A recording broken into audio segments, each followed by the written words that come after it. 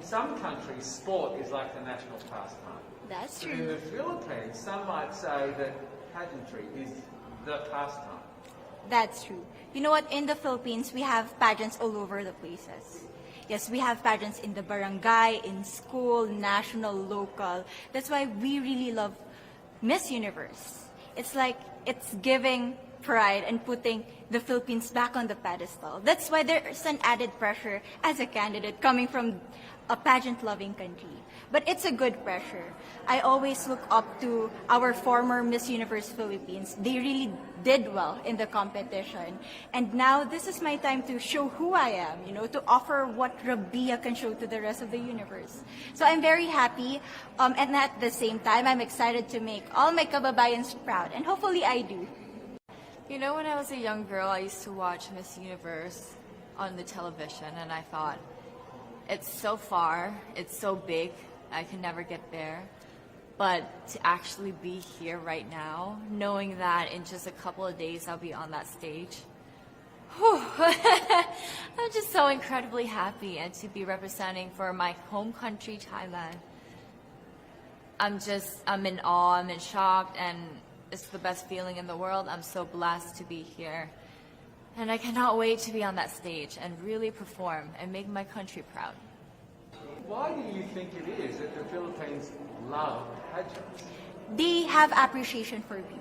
We do love pageant because we used to think that we wanted to be included in the world, I have to be honest, in the Philippines, my skin color used to be not the standard of beauty. I was obsessed whitening my skin because these are the kinds of beauty queen we see on the mainstream.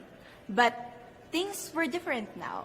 That's why I'm very proud to be a morena. In the Philippines, we call it morena. It's brown skin girl. And to be able to represent, my color, my identity as a true Filipina. Well, first of all, congratulations. How does it feel to be here? Thank you. It feels amazing. I cannot believe that I'm here. With the COVID situation, I'm so glad that we're all here and that there's so many girls that are able to be a part of this competition. And what it makes me realize is that the world isn't that big. When you see all the girls in the auditorium together from different countries, and everyone is so nice and so lovely, they're so warm. And I can't wait to get to know everyone. And also it's so unique to see that everyone was born into such different cultures, different languages, but we're all here together to tell our stories. Tell me about your journey to being crowned Miss Philippines. In a world in a country, I should say, that loves pageants. That must have been a very intense process. Tell me about, your journey to being Miss Philippines. Well, my journey was crazy. You know what?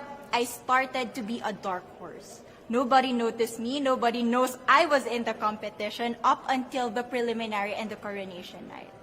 And when I won, I received different comments. Of course, there were people who didn't expect me to do well, who think that I cheated.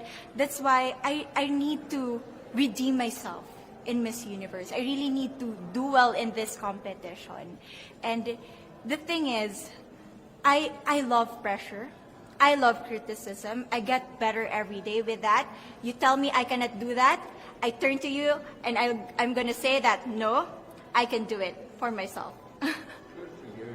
And tell me about your journey, your road to getting here. I know you obviously was Thailand, but the physical journey to get here, did you just hop on a plane and get here and it was that easy or no? Oh my goodness. Well, Thailand is very far away. That's one thing. And I really had to, it wasn't a struggle to get the visa, but it was a long process.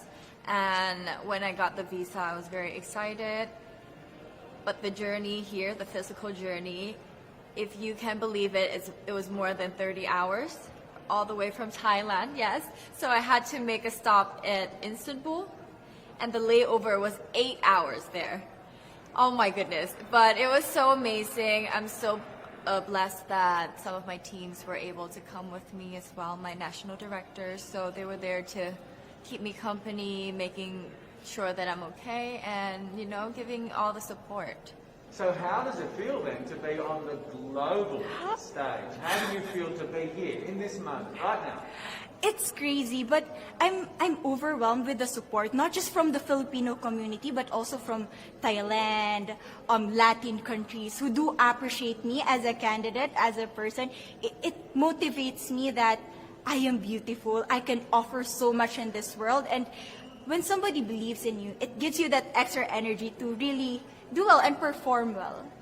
And in a world of COVID where you can't have family and friends, come with you potentially, Yes. how important is that support here on the ground? How important is it to know that, people at home are behind you? Oh my, it's absolutely everything. Knowing that you've got that support, it is the motivation that keeps me going every day. Every time I see a message online and they're saying that they're supporting Thailand, and it's so nice to see the nation coming together to support their candidate, to support their representative, and it's just how a country thrives. Because we cannot thrive alone, we have to move forward together. Yeah.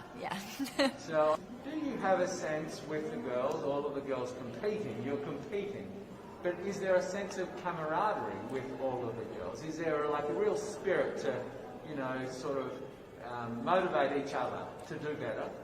You know what? I have a different idea about Miss Universe. I thought it's going to be very competitive in a healthy way. Well, of course. But now I can see every girl helping each other. From fixing those hairs, from trying to zip up those outfits. It speaks of the closeness and the kind of camaraderie that we want to have.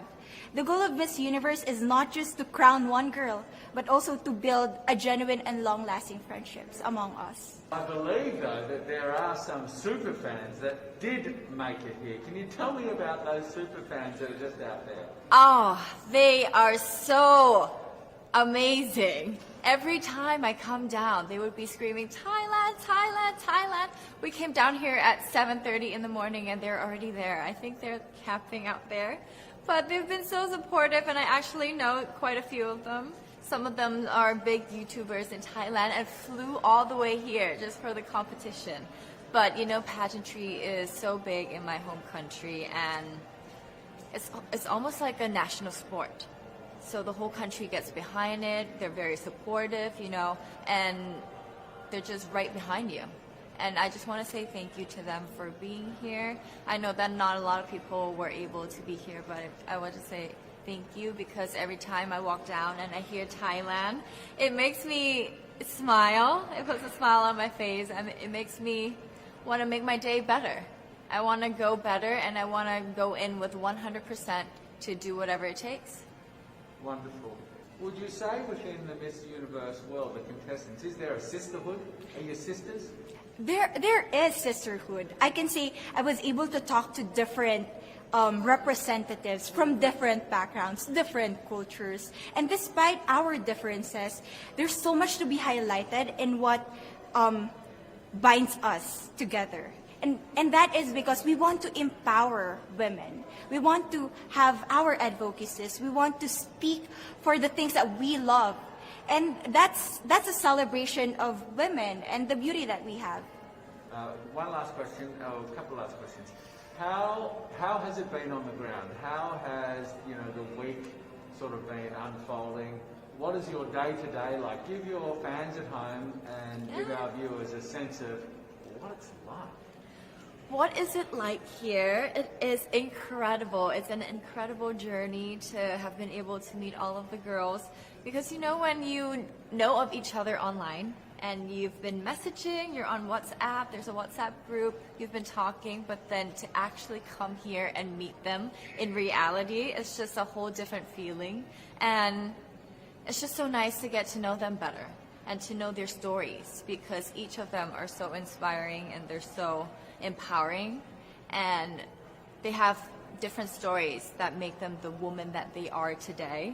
And I think it's just unique to get to know them. So coming out of this week, obviously you would love to be crowned Miss Universe. Of course. And that would be wonderful, of course, for any of you.